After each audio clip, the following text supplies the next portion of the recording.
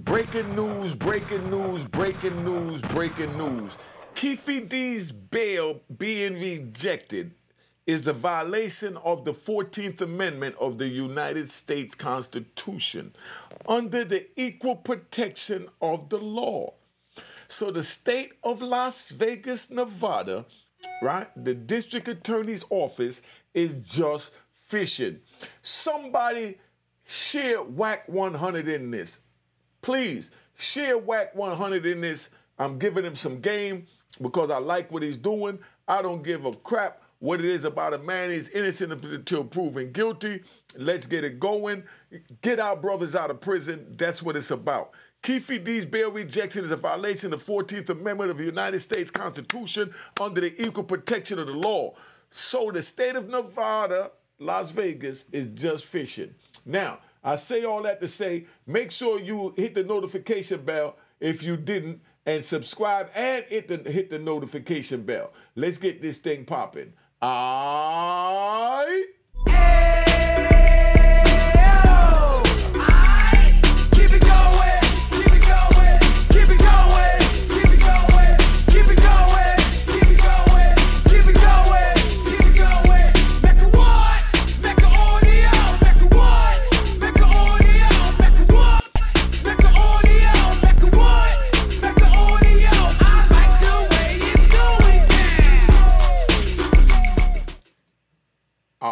So now we're going to play this video. It's going to be an update. So you see, it's an update.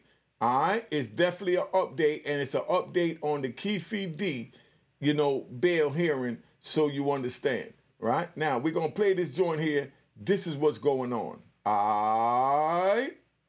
Let's go. Some questions about the source of bail money that's been put up for Dwayne Keefe D. Davis. He's the man charged with the murder of Tupac Shakur. Well, a friend of Davis has come forward to post that bail amount, but we have local prosecutors that believe strings are attached, and they're calling the entire transaction a fraud. News 3's Denise Rosh has more. Davis's bail was set months ago at $750,000. Now a personal friend has put up the required 15%. That's roughly $112,000 to get Davis out of jail. But is it a very generous gift or something else? I guess you could say, maybe I got faith in this thing. That's Cash Jones speaking via video screen during a bail source hearing for Dwayne Keefe D. Davis, a man he calls a monumental figure in the community. Jones says they've been friends for 8 years, since the moment they first shook hands. In my travels over the last 25 years, coming from the gang life and making my exit from being a gang banger, anybody that I meet that's willing to sit down with me and be cordial and be respectful, I'm going to consider a good friend.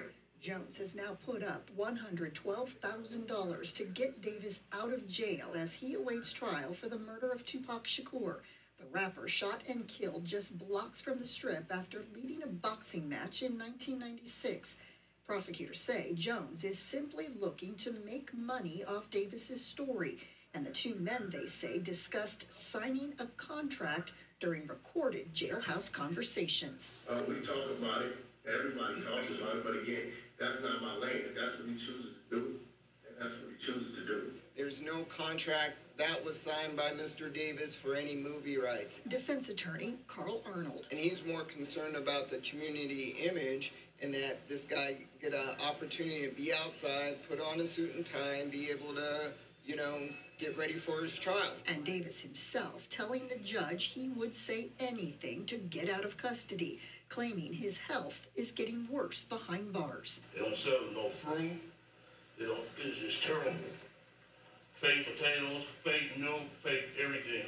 It ain't good for an ex-cancer patient. For now, the judge is taking the matter of where the bail money is coming from under advisement. But Arnold hopes Davis will be out soon and placed on house arrest until his trial in November. Denise Rosh, News 3. All right, so that's where we at. Now, Keefe D's bail rejection is a violation of the 14th Amendment of the United States Constitution under equal protection of the law. So like I said, the state of Nevada is just fishing. Now, Wack, don't take this the wrong way, big bro. I stay in my lane. You know what I mean? But when you're trying to help one of the brothers, a black brother that's innocent until proven guilty, I got to give you a round of applause. Wack get Gangster of the Week. I know a lot of people that don't like Wack ain't gonna like that, but Wack gets Gangster of the Week, man. You know what I mean? Now, Wack, we gonna keep it 100 at the same time. You know what I mean? Because I keep it 100. Wack is pulling a page out of Suge Knight's book. Suge Knight gets a god doggone round of applause. Gotta give Suge Knight a round of applause, man. The way he went and got Tupac up out there from the belly of the beast. Anytime one of us from the belly of the beast, they get a blessing, period. I don't care, right? Let me say this, right? Let me ride. I don't care, right? And I'm not putting no names on nothing, just saying, I don't care if it's a rat bastard or not. If you get him out, you know what I mean? That's alhamdulillah. You know what I mean? The beef, the ratting started from the street, so it will be handled on the street. Not promoting violence, just letting you know. So that's why I say I don't care if a person get a rat out, because now, no disrespect, not promoting violence. Now whoever got a beef with that rat that they getting out, not putting it on Keefe D so that the rat bastards that's in here don't try and run wild with it. But I'm just giving the code because I like the way I listen to Clubhouse sometime and YouTube videos pass by and that Clubhouse TV pop up. If y'all don't know what Clubhouse TV is with Wack 100, go check that out. That's how real I keep it. You know what I mean? I haven't even talked to Wack, but I'm not going to disrespect him, and I have nothing to disrespect him about for you rat bastards once again. But I just say that to say that I gave him a plug because I watch that channel sometimes, you know? And that's not being smart saying sometimes. I really don't watch nothing. I stay in my lane. People send me what they want me to report on, and I report on that. So if you got something for me to report on, you send it. And, you know, if I think it's interesting, I report on it. But Wack's joint pop up in my screen, that Clubhouse TV. I know it's not his channel, but it's majority of the time it's him up there. And he do speak some real gangster shit. You know, my good friend is having an issue with him out there in the West. I don't know the issue with it, and I stay out of West Coast business. You know what I mean? And Deuces, you know, Deucems, you know, let me say that. Deucems and him going through something, you know what I mean? And I haven't looked at, you know, the paperwork and seen what was really going on in that joint. Stay in my lane. That's West Coast business. Let West Coast deal with it. When the facts come out, the facts will come out, and then I'll look into the facts and see if the facts is the facts or if it's YouTube facts. So that's what we dealing with, so you understand. I don't get involved with the West Coast beef. Let's get that straight. But wait, put it on mute, homie. You know what I mean? But the way this thing go, right? So you understand. Now, Wack 100 went to go bail out Keefe D. Like I said, if anybody, put it on mute, family. If anybody got an issue with him, I got to take him off the line because he just refused to listen, you know. But anyway, if anybody got an issue with Wack 100 bailing out Keefe D, you should be happy. Other than that, you should have no comment. Let me say that. I'm talking because this is a gangster channel. We're talking to gangsters. Nobody should be mad at Wack 100 for bailing out Keefe D. Because they have their agenda for them to come out and do whatever they do, and then whatever agenda you got or whatever issues you got with Keefe D, then he's putting them in a position where you could deal with your issue, not promoting violence, just saying. So that's why I don't have a problem with somebody bringing somebody out that's supposed to be hot, whatever. You understand? Not saying that because, you know, I told his son I was going to chill, and I respect his son, and I keep my word. So now all I'm saying is that, you know, him bringing this man out, whether he's hot or he's not hot, you know what I mean? First of all, him bringing him out is a blessing because a black man bringing a black man out from the belly of the beast, that's what you call giving a hand up, not a hand out. So you understand it. Now, he got that straight, right?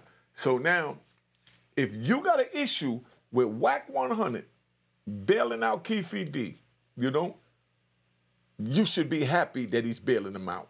That's all I'm going to say. If you're not happy that Wack 100 is bailing Keefe D out, then you need to mind your business. Because that means you're not that deeply invested that you're going to risk your freedom, your liberty, or your life for what you're saying you're angry at. If it's not to the point where you want to take it to that extreme, then leave it alone and let the black brothers handle black people business, because I believe that blacks should be there for blacks. Period. So let's get that straight. But now I'm going to break down about this bail issue. Yo, Wack, check it out, right? Like I said, I wanted to make sure y'all send this to Wack 100. You know what I mean? I want y'all to get this to Wack so that y'all can understand. That's why, you know, I'm disappointed, you know what I mean, in P. Diddy, because he's spending all this money dealing with these high-powered lawyers that, you know, is taking his money after they went and studied dudes like me and my comrades. Booby Black from Miami, JR from Chicago, Kaz and C-Dog, or Kaz, you know, whatever y'all choose to call him, that's my brother. You know what I mean? Kaz, you know, that's how I met him, that's how I know him. You understand what I'm saying? And, you know, we got Lou Sims, we got Farris over here, we got Rudy Williams over there, we got, you know, yeah, and I'm going to say Virginia, we got Kenny Speed. You understand? So we got men of honor that we all believe in, that if you got a beef with somebody, you see them. You don't send them to the court to have the court deal with your issue and then celebrate when they lock somebody up and then you say you on the street and you a gangster. Now, like I said, Keefe D's bail rejection is a violation of the 14th Amendment of the United States Constitution under the equal protection of the law. So that means that the state of Las Vegas, Nevada, right, the district attorney's office is fishing when they're sitting here trying to block this brother, Cash Jones, I think they said his name was a cat, but I just know him as Wack 100. I just came home. I don't know him personally. I just see him and hear him on certain joints, and I do like a lot of things he say. Some things I don't agree with Wack. I'm going to let you know. I'm not going to get into that. Me and you talk one-on-one. I'm going to do that, but I'm not one of these YouTube gangsters that come up here and Wack 100 this, Wack 100 that. No. Wrong nigga. And I said nigga because I'm a nigga. Forget all that y'all want to bury the word nigga. I'm a nigga. This the definition of a nigga. All right? Just so you understand that. I'm not that type of nigga to do that. But I see a brother need assistance the same way when they locked up Young Thug's lawyer, Wack. When they locked up Young Thug's lawyer, all the other lawyers in Atlanta came together to put in their little amicus brief, to put in their brief on why he shouldn't be locked up and shouldn't get the contempt of court, and they rallied around one of their own. So all I'm doing now is rallying around you getting one of ours out, regardless of the suspicion he got on him. And yes, to everybody, I did a video calling him a rat bastard, and I went in on him. But then his son called me. That has nothing to do with the beef. He said, Unique, I'm his son. His son called me and said, I'm his son. And man, you know, that hit hard. You're talking like that about my father, and you know, it's different circumstances that went on that you don't know. And out of respect, being a gangster, I had to respect his son. You understand what I'm saying? Because I don't know.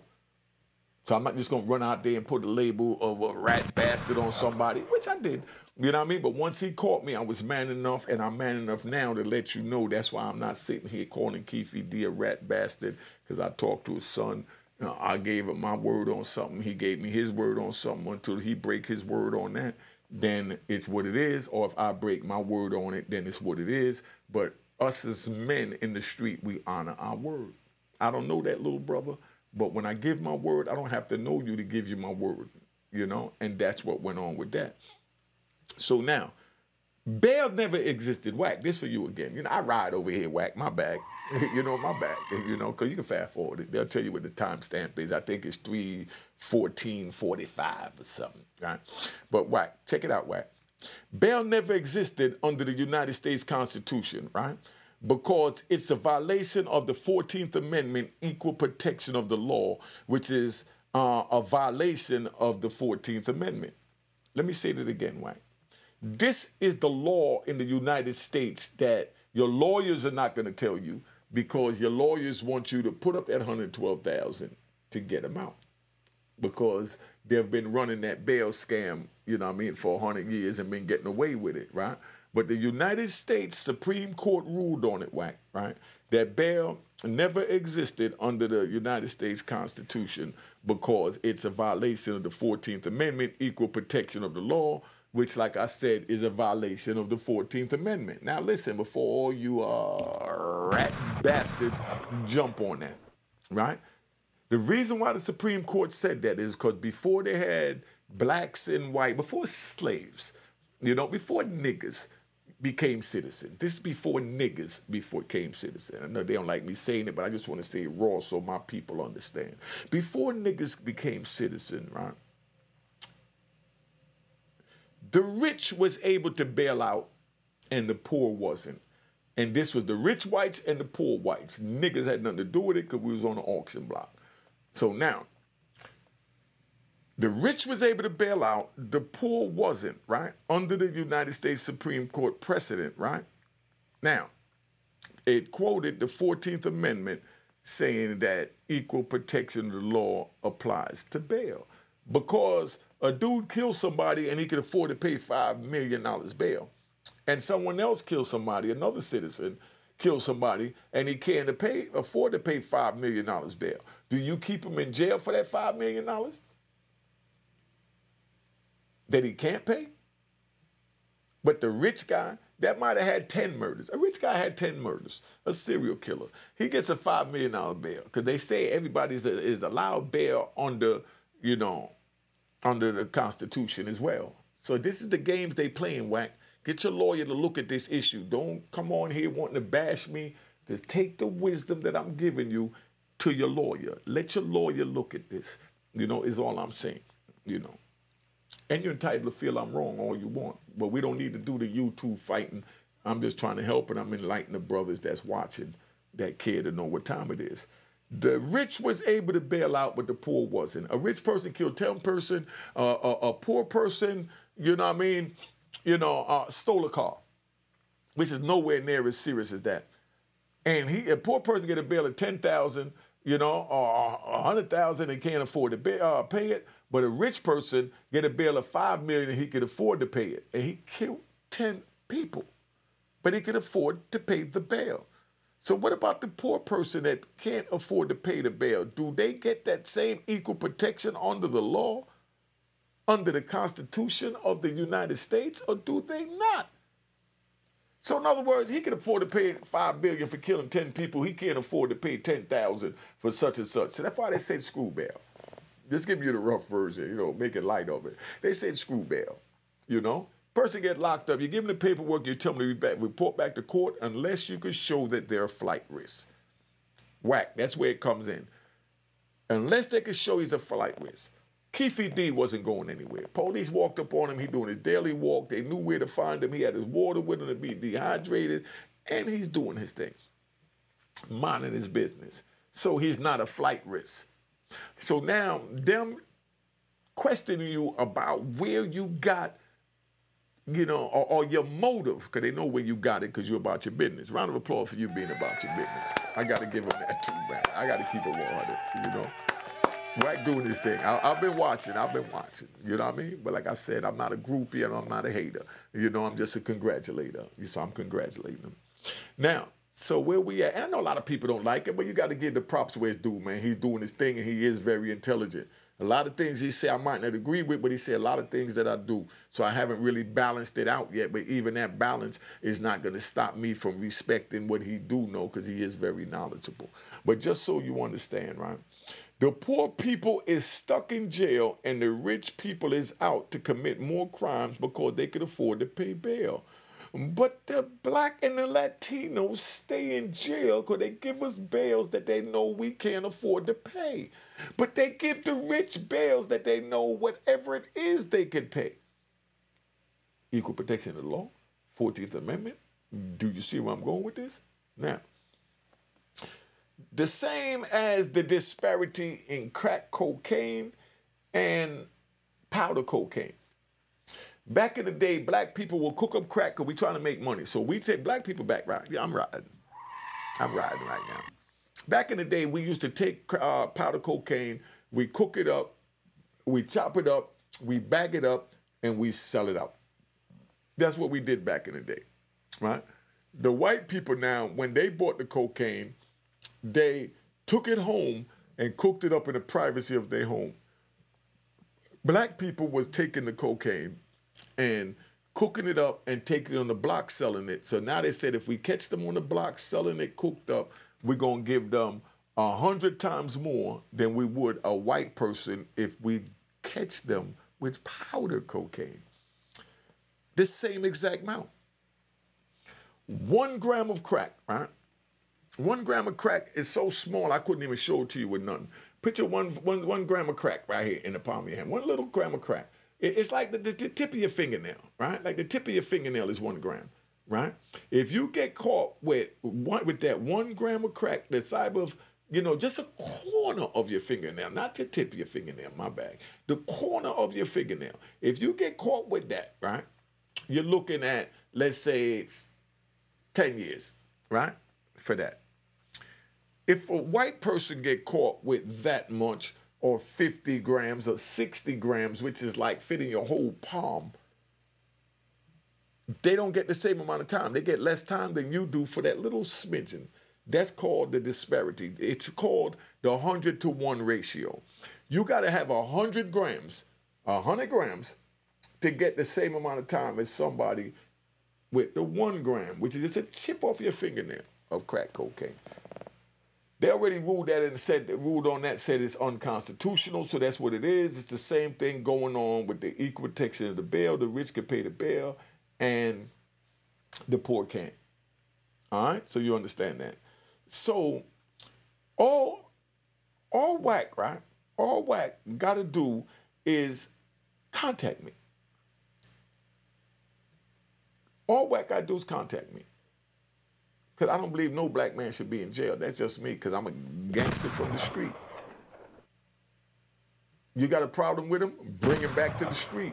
Not promoting violence. But that's all I'm saying. So don't say, oh, he's getting this out, he's getting that out. No, bring him on the street. That's where playing field. The playing field is the street. So if he's willing to come play in the field, you know what it is. Not promoting anything, just giving y'all the real how it go. I know the real is confusing to you rat bastards that try and analyze something you can't wrap your mind around. But we don't do that. You understand? So now, been on here long enough, make sure you share this video. Make sure you hit the notification bell if you already subscribed. Hit the notification bell. And subscribe and hit the notification bell. And my Cash App is on the screen. It's unique. Mecca Hall. You know what I mean? Make sure you hit the icon and it says the account was created in 2020. Can't say it no plainer than that. Let's tap out. You know what I mean? All right. Cheers. Cheers. Toast the crime. Toast the crime. The crime. The crime. The crime. What?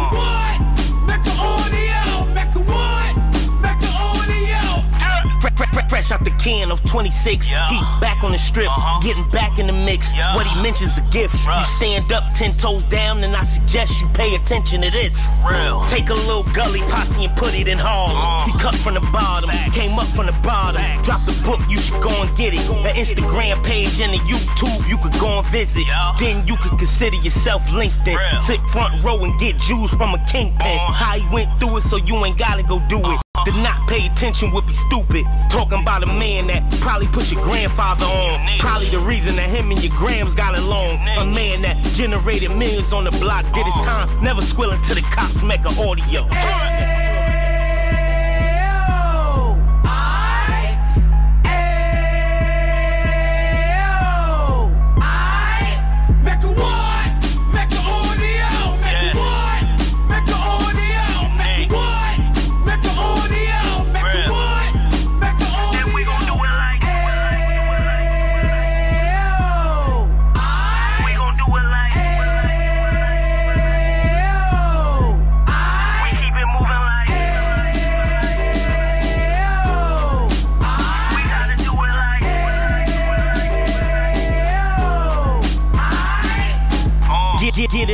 2 G's in the 90s. Drop top Beamer so shiny. I let shorty go, she was whining.